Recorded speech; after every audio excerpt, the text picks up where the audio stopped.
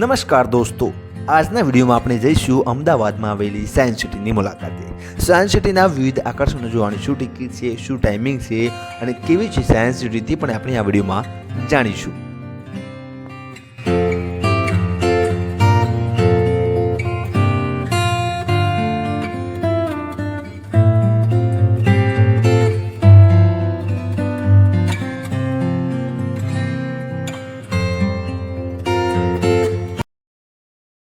નમસ્કાર મિત્રો, આજના નવા વિડીયોમાં આપનું સ્વાગત છે। મિત્રો, આજે આપણે આવી ચૂક્યા છે અમદાવાદમાં સાયન્સ સિટીમાં અને આજે આપણે સાયન્સ સિટીની સંપૂર્ણ મુલાકાત લેવાના છે।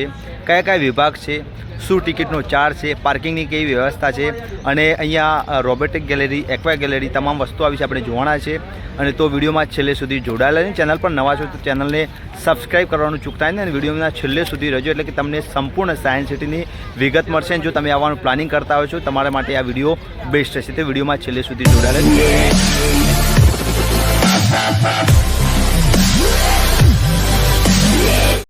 છે। સાયન્સ સિટીની ટિકિટ વાળી શું ચાર્જ છે આપણે જોઈ લઈએ। હું તમને સંપૂર્ણ વસ્તુ બતાવું।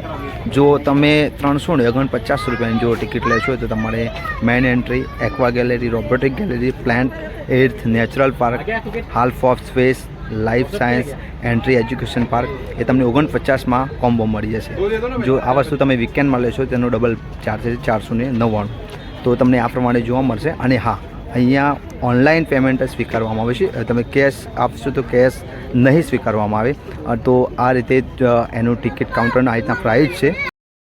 કોમ્બો ના લેવું હોય ને સાદી લેવું હોય તો આમાં એન્ટ્રી ફી 50 રૂપિયા હોય છે, પછી રાઇડર લેવો 30 રૂપિયા, 4D થિયેટરમાં જવું હોય 70 રૂપિયા, એમ પછી રોબોટિક ગેલેરી જોઈએ તો 200 રૂપિયા છે એન્ટ્રી, અને એમાં અલગ અલગ તમે પ્રાઇસ જોઈ શકો છો। અને એક્વા ગેલેરી જોઈએ તો એકલી એક્વા ગેલેરી જો 200 રૂપિયા હોય છે, અને જો તમે સ્કૂલમાં ગ્રુપમાં આવ્યા હોય તો 20 રૂપિયા, 30 રૂપિયા, 50 રૂપિયા એ રીતના ટિકિટ ચાર્જ છે।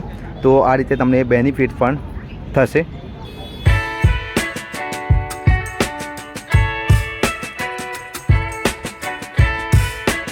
ગેટ છે, અહીંયાથી પ્રવેશ મેળવવાનો છે અને સીધા અંદર જવાનું હોય છે। ચાલો આપણે હવે અંદર જઈએ અને જોઈએ આખી સાયન્સ સિટી।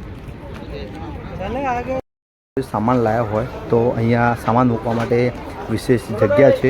ફાઇનલી હું તમને સાયન્સ સિટીની અંદર લાવી દીધા છે અને કંઈક આ પ્રમાણે છે અંદર, અને સરસ મજાનું તમને અહીંયા ફોટોશૂટ કરવા માટે પણ સરસ મજાની સાયન્સ સિટી લખેલું હશે તેવું હશે। ગાર્ડન જેવું છે જ્યાં તમે બેસી પણ શકો છો, સરસ મજાની બેસવાની પણ વ્યવસ્થા છે। અને અંદર કંઈક આ પ્રકારે છે, લોકો ફોટોગ્રાફી પણ કરી રહ્યા છે।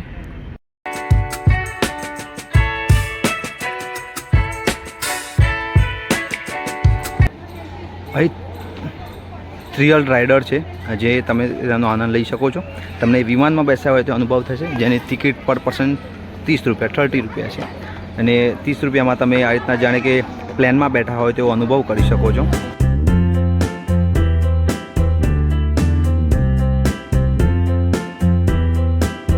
આપણે એક્વા ગેલેરીની મુલાકાત લેવાના છે, અને તો આ પ્રકારે છે કંઈક અંદર જવાનું, અને બહારથી કંઈક આવું લાગે છે। ચાલો હવે એક્વા ગેલેરીની અંદર હું તમને લઈ જઈશ। ફાઇનલી આપણે એક્વા ગેલેરીની અંદર આવી ચૂક્યા છે। અંદરથી કંઈક આ પ્રકારે છે, તમને કે જાણે કે માછલીઓના ઘરમાં આવી ગયા હોય તે પ્રમાણે જોવા મળશે।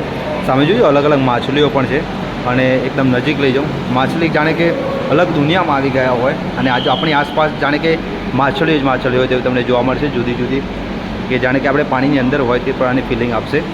સામે પણ તમે જોઈ શકો છો એ પ્રકારે માછલી અંદર પણ લઈ જાય, ઉપર બી જાણે પાણીમાં ઉપર બી પાણી હોય એ પ્રકારે લાગશે તમને, એ પ્રકારે બનાવેલું છે કંઈક અંદરથી આ પ્રકારે છે। તમે જોઈ શકો છો કે જુદી જુદી પ્રકારની માછલીઓ તમને જોવા મળશે, તમે જાણે ટચ પણ કરી શકશો। તો જો આ રીતના ભાગી જશે। એક્વેરિયમ ગેલેરીની વાત કરીએ તો અહીં અલગ અલગ 69 ટેન્કમાં શાર્ક સહિતની દરિયાઈ પ્રજાતિ જોવા મળે છે। આ માટે 28 મીટરની અંડર વોકવે પેનલ તૈયાર કરવામાં આવી છે। ગેલેરીમાં 188 પ્રજાતિની 11,600થી વધુ માછલીઓ છે। આ એક્વેટિક ગેલેરી 6 ભાગમાં વહેંચાયેલી છે, જેમાં Indian zone, Asian zone, African zone, American zone, ocean of the world main shark ટેન્કનો સમાવેશ થાય છે। સાયન્સ સિટીમાં બનાવેલા એક્વેરિયમમાં દેશ વિદેશમાં લગભગ 20 જાતની 11,690 માછલીઓ લોકોના આકર્ષણનું કેન્દ્ર બની છે। એક્વેરિયમમાં ભારતીય ઝોનની 20, એશિયન ઝોનની 21 પ્રજાતિ, અમેરિકન ઝોનની 31 પ્રજાતિ, આફ્રિકન ઝોનની 16 પ્રજાતિ, ઓશન ઓફ ધ વર્લ્ડની 58 પ્રજાતિ અલગ અલગ ટેન્કમાં તમને જોવા મળે છે, જેમાં 28 મીટરવાળી વોકવે ટનલવાળી વિશ્વભરના જળચર જીવોને સમાવેશ છે. એક્વેટિક ગેલેરી અને નેચર પાર્કનો પણ સમાવેશ થાય છે. સૌથી મહત્વનું જો આકર્ષણ કોઈ હોય તો પેંગ્વિયન છે, જે તમને જોવા મળે છે.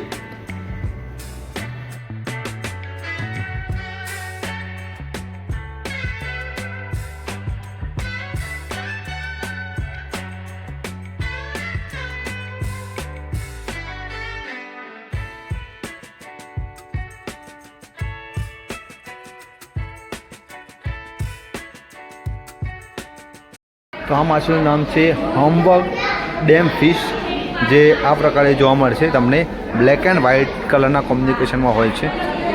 બ્લેક એન્ડ વ્હાઇટમાં આ માછલી જોવા મળી શકે છે. હવે આપણે માછલી જોઈશું કાવરવ નોઝરે, જે આ પ્રકારે જોવા મળે છે. પાછળથી જાણે કે લાંબી પૂંછડી હોય છે અને આ પ્રકારે જોવા મળશે. અને જાણે કે આકાશમાં પક્ષી ઉડતું હોય તે રીતના આ માછલી પણ પાણીમાં ઉડતી જ તમને જોવા મળી શકે છે. જાણે કે બાજ જેમ આકાશમાં ઉડે છે તેમ આ માછલીને પણ પાંખ હોય છે. તે પ્રકારે જે પક્ષીઓની માફક પાણીમાં ઉડી શકે તે જોઈ શકો છો. પાંખો હોય અને પાછળ લાંબી પૂંછડી હોય છે અને તે પાણીમાં પણ ઉડતી હોય તેવું તમને જોવા મળશે.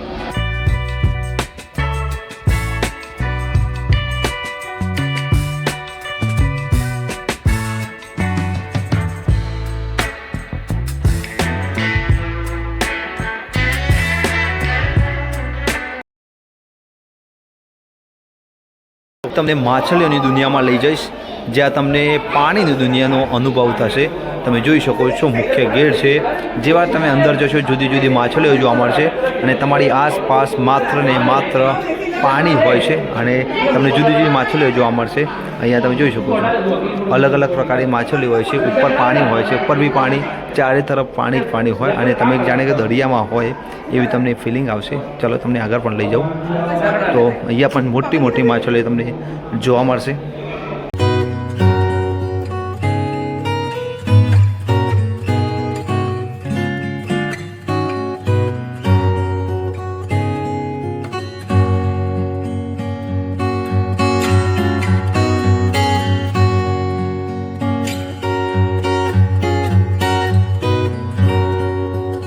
ચલો આપણે હવે માછલીની દુનિયામાં, પાણીની દુનિયામાં તમને લઈ જાઉં.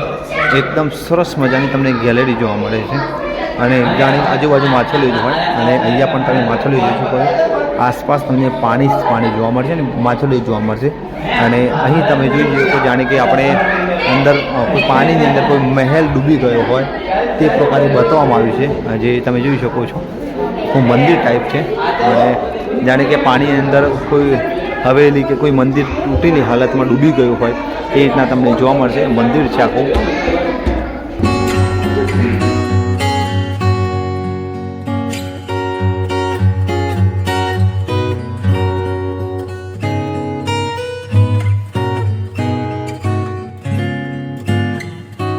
માછલી ઘર બતાવું, જે શાયદ તમે નહીં જોયું હોય.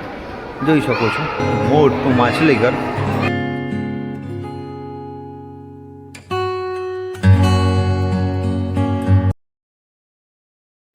ગ્રેન્ટર ફિશ, જે બ્લેક એન્ડ વ્હાઇટમાં હોય છે અને જોઈ શકો છો કંઈક આ પ્રકારે તમને જોવા મળશે. અને એની ચાલવાની સ્પીડ પણ બહુ સ્પીડમાં હોય છે, વધારે હોય છે.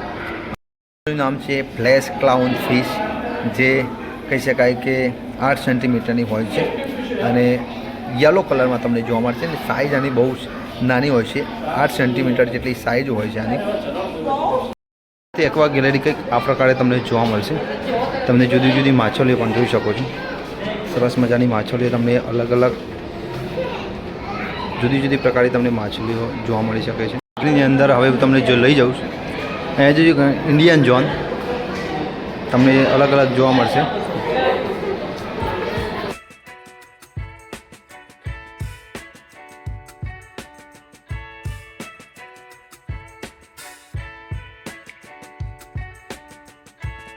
અમદાવાદ સાયન્સ સિટીમાં તમને વિશ્વભરની જુદી જુદી માછલીઓની મુલાકાત કરી શકો છો. ત્યાં તમને અલગ અલગ માછલીઓ વિશે જાણી પણ શકો છો. આ ઉપરાંત સાયન્સ સિટીમાં રોબોટિક ગેલેરી આવી છે, તેનો પણ તમે આનંદ લઈ શકો છો. અને વિજ્ઞાન જગતની તમામ વસ્તુ તમને આ સાયન્સ સિટીમાં જોવા મળશે. સાયન્સ સિટીમાં આવવા માટે જો તમે એક દિવસ આવો તો પણ ઓછો પડે તેટલું સાયન્સ સિટી વિશાળ છે. આ ઉપરાંત જો તમે પણ સાયન્સ સિટી જોવા માગો છો તો એક દિવસમાં જોઈ પણ શકો છો. અહીં તમને વિજ્ઞાન જગતની વિવિધ વસ્તુઓ તમને જોવા મળી શકે છે.